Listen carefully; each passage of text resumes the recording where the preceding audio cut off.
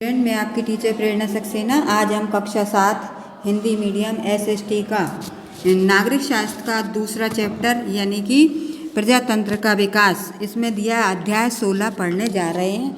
तो आप मेरे साथ साथ अपनी बुक को खोल कर रख लीजिए और मेरे साथ साथ पढ़ना शुरू करिए, ठीक है ना। तो प्रजातंत्र का विकास कैसे होता है, इसकी अवधारणा। प्रजातंत्र को सीधे शब्दों में एक ऐसी सरकार के रूप में वर्णित किया जा सकता है जो लोग अथवा सामान्य जन के द्वारा निर्मित की जाती है। अब्राहम लिंकन के शब्दों में प्रजातंत्र लोगों द्वारा बनाई हुई सरकार है। यह उसकी सरकार है और उसके लिए ही इस प्रकार का निर्माण होता है। एक प्रजातंत्र में वास्तविक सत्ता लोगों के हाथों में होती है, लेकिन बड़े आकार वाले देश के क्षेत्रफल होने के कारण एवं बड़ी जनसंख्या के होने के कारण सीधे रूप से में प्रजातंत्र का होना आधुनिक काल में संभव नहीं है।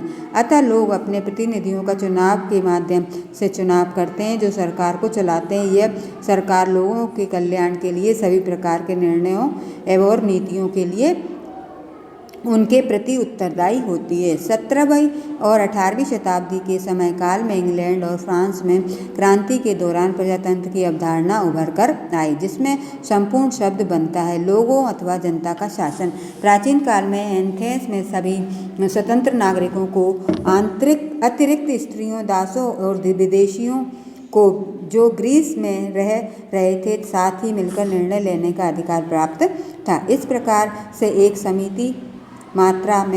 सीमित मात्रा में प्रजातंत्र केवल स्वतंत्र नागरिकों के लिए ही हो उस समय भी प्रचलित था। प्राचीन रोम गणतंत्र में कुछ प्रतिनिधित्व के स्वरूप वाला प्रजातंत्र कार्य रूप से प्रचलित था। अतः आधिकारिक पद चुनावों द्वारा भरे जाते थे। रोमन लोगों का समाज वह प्रथम समाज था जिसने गणतंत्र का विचार विश्व के समक्ष प्रस्तुत किया। आधुनिक काल में हम एक अप्रत्यक्ष स्वरूप वाले प्रजातंत्र का पालन करते हैं। आम जनता अपने प्रतिनिधियों का चुनाव करती है जो उसके लिए कानूनों का निर्माण करती है। स्वतंत्र प्रजातंत्र का विकास और उसकी अवधारणा एक क्रमिक विकास वाली प्रक्रिया रही है। प्रजातंत्र के विकास के उत्तरदायी विभिन्न कारण एवं क्रांतियाँ। सन 1688 ईस्वी की इंग्लैंड की प्रसिद्ध क्रांति ने ब्रिटिश राजा के निरंकुश शासन पर गहरी चोट पहुंचाई। इससे कानून के शासन को स्थापित किया। एक लिखित कानून का संग्रह संगठित किया गया और देश के शासन को चलाने का उत्तरदायित्व देश की संसद को प्रदान किया गया। सन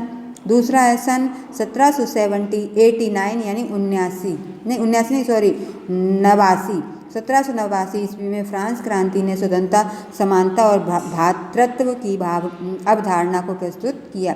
इससे राजा की सत्ता को एक गहरी चोट पहुंचाई। इस क्रांति का उद्देश्य फ्रेंच समाज में व्याप्त असंतुलन की स्थिति को समाप्त करना था। क्रांति के पश्चात शीघ्र ही एक संविधान का निर्माण हुआ और फ्रांस एक गणतंत्र बन गया।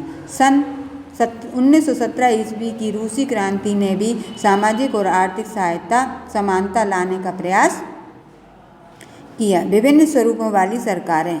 आजकल विभिन्न देशों में अनेक प्रकार की सरकारें कार्यरत हैं, जैसे राजतंत्रीय सरकार। यह एक ऐसी सरकार की व्यवस्था है जिसमें सत्ता के सभी अधिकार राजा के हाथों में निहित है। राजा का पद आनुवंशिक होता है जो एक पीढ़ी से दूसरी पीढ़ी को हस्तांतरित होता है। यह दो प्रकार के होते हैं, प्रथम संपूर्ण राजतांत्रिक स्वरूप में अथवा द्वितीय संवैधानिक राजतांत्रिक व्यवस्था वाले स्वरूप में।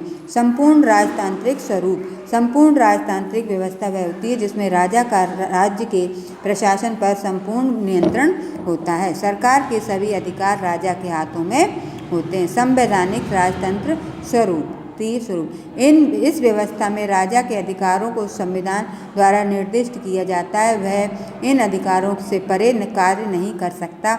उदाहरण के लिए ब्रिटिश का राजा। नंबर 2, धार्मिक राष्ट्र। एक धार्मिक राष्ट्र का एक आधिकारिक धर्म होता है। उस धर्म को मानने वाले लोग अन्य धर्मों को मानने वाले लोगों की अपेक्षाकृत कुछ विशिष्ट लाभ वाले अधिकार रखते हैं। हमारा पड़ोसी देश पाकिस्तान ऐसा ही एक धार्मिक राष्ट्र है। वहाँ अधिकांशतः जनसंख्या इस्लाम धर्म को मानती है। वहाँ के सभी नागरिक कानूनों का निर्माण इस्लामी शिक्षा के आधार पर किया जाता है। नंबर अगला, धर्मनिरपेक्ष राष्ट्र।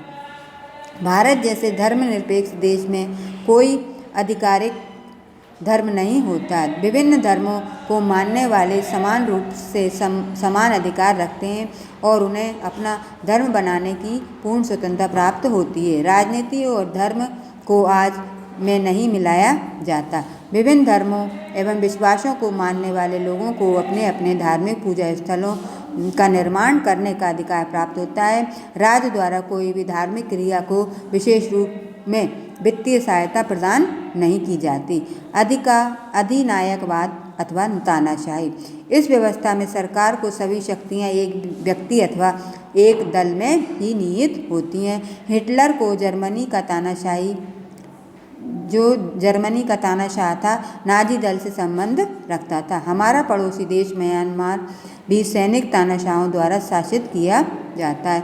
रॉबर्ट मुगाबे जिम्बाब्वे देश की सरकार के तानाशाह प्रमुख हैं। इस बारे में और स्पष्ट रूप से जानने के लिए तानाशाही सरकारों को प्रजातांत्रिक सरकार से निम्न प्रकार से तुलना कर सकते हैं। नंबर अगला है चौथा, संसदीय स्वरूप वाली सरकार। यह समिति एक प्रधानमंत्री तक ही सत्ता में रहते हैं जब तक कि वे संसद में बहुमत में सदस्यों का समर्थन करते हैं।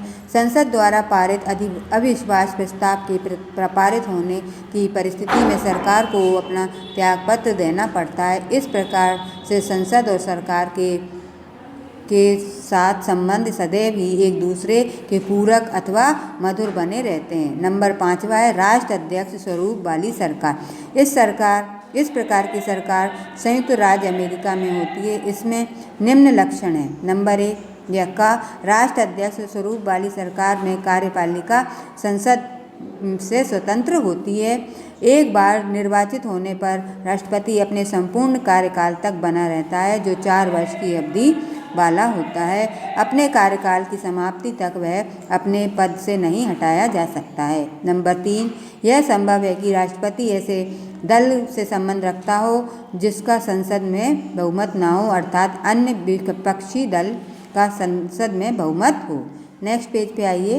केंद्रीय स्वरूप वाली सरकार व उसके लक्षण। तानाशाही और प्रजातांत्रिक सरकार। पहला है तानाशाही के पूरे पढ़े देती हूँ, फिर आप प्रजातांत्रिक सरकार के पढ़ेंगे। तानाशाही में शासन के सभी अधिकार एवं शक्तियाँ किसी एक व्यक्ति अथवा दल के हाथों में निहित होता है। सरकार का कार्यकाल निश्चित होता है। एक तानाशाह जितना अधिक संभव हो सके सत्ता में बने रहने का प्रयास करता है। नंबर 3, एक तानाशाही अथवा निरंकुश सरकार को परिवर्तित करना आसान नहीं होता। यह केवल तभी संभव होता है जबकि जनता इसके विरुद्ध विद्रोह नहीं कर देती। चौथा है एक तानाशाह लोगों के सभी मूलभूत अधिकारों पर अंकुश लगा देता है। वह केवल शक्ति के आधार पर लोगों पर शासन करता है। नंबर 5, इस व्यवस्था में व्यक्ति केवल राज्य की भलाई के लिए ही अस्तित्व में रहता है। अब इधर प्रजातंत्रात्मक सरकार का निर्माण आम जनता द्वारा चुने गए प्रतिनिधियों के माध्यम से होता है।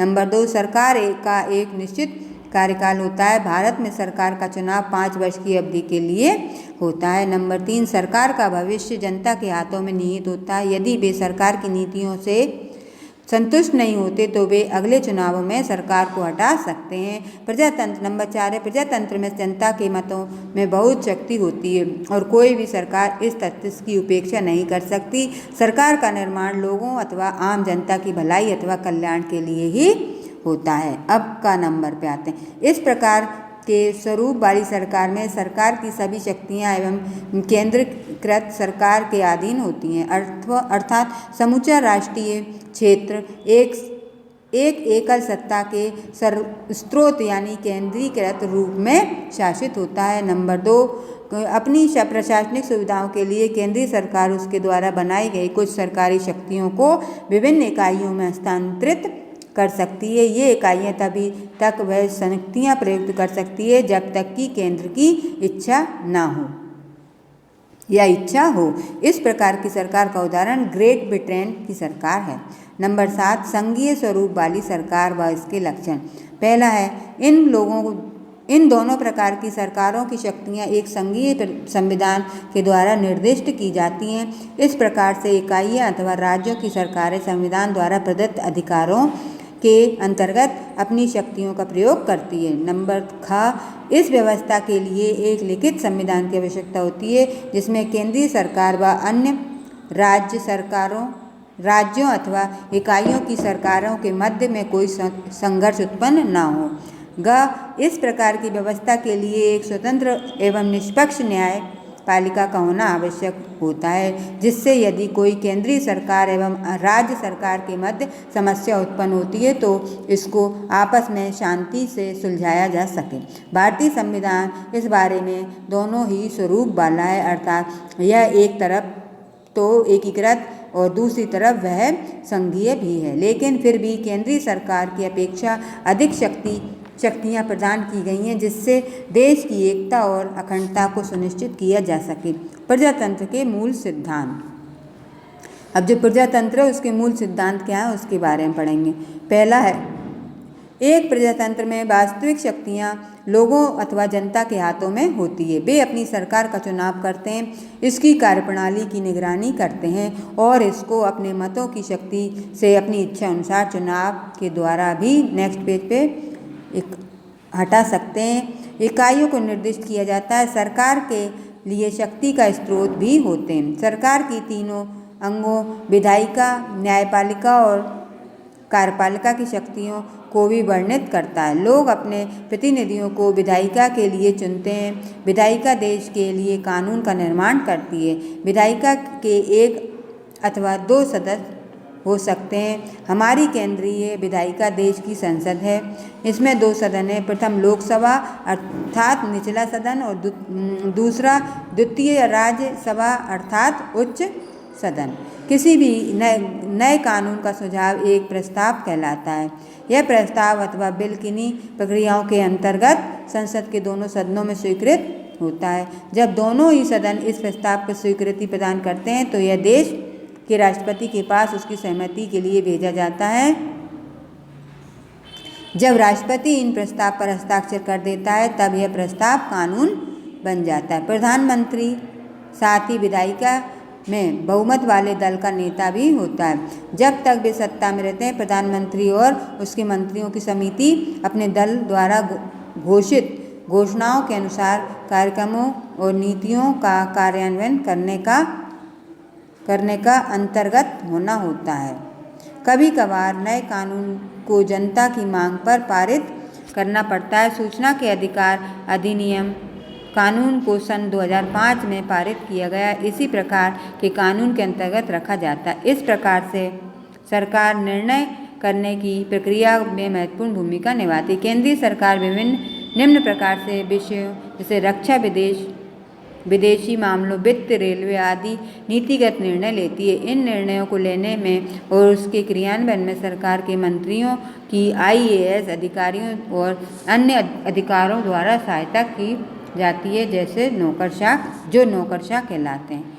ठीक है ना, आज अपन इतना ही पढ़ते हैं। नेक्स्ट वीडियो में फिर पढ़ेंगे, फिर से शुरू करेंगे पाठ को, मतलब यहाँ से छोड़ा है वहाँ से। अब आप इसको इतना पढ़ के एक बार रीड करिएगा, फिर अगर अगली वीडियो में फिर मिलते हैं। तब तक के लिए थैंक यू, बाय बाय।